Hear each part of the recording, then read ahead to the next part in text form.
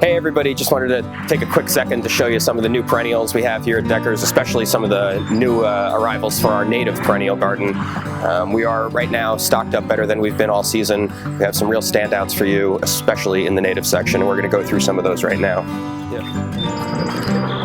So just in terms of some of the new offerings, we've got the Mountain Mint, which is obviously a standout in the native perennial world, one of the best scents in the garden as well.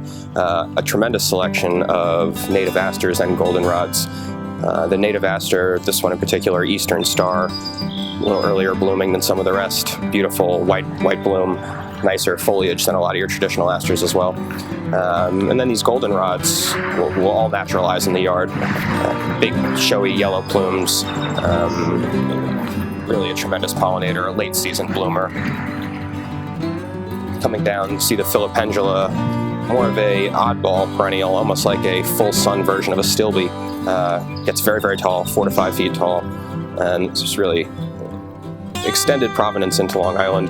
What you'll see most often is Pennsylvania through Indiana, and making its way north into Massachusetts. So definitely some Long Island provenance there. A bunch of different agastache, including some varieties that are North American native, but we also have some varieties that are Northeastern native.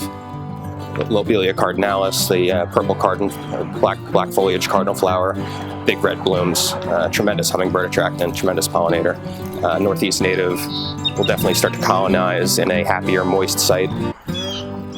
It's cut leaf rudbeckia, which, compared to your traditional black-eyed Susan, more of a height plant than a width plant. So where your black-eyed Susans will continue to spread, this is something that is really just going to form a very, very large clump, probably 5 to 6 feet tall, just with the foliage, with large you spikes protruding out of the top, and that's a Northeastern native.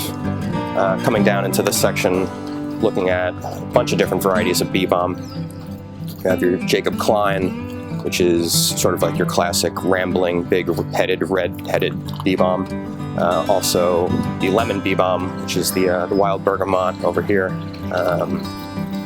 Very floral scented, excellent pollinator. Adds a little bit of texture into the garden as well with the ruffled flower tops.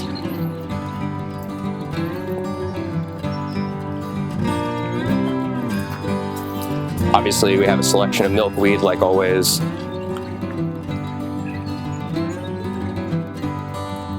The native Opuntia humifosa prickly pear cactus. This does produce edible prickly pear fruits that can be harvested in late summer, early fall after a profusion of beautiful, nice yellow flowers.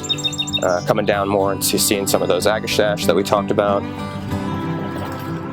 And be remiss if we didn't mention our native shrub bed, which is still packed to the gills and has just as much material as always. Our beautiful Sambucus in full color right now. We've got some tremendous swamp azaleas. They're just as fragrant as any honeysuckle you could ever find, and far less invasive, of course.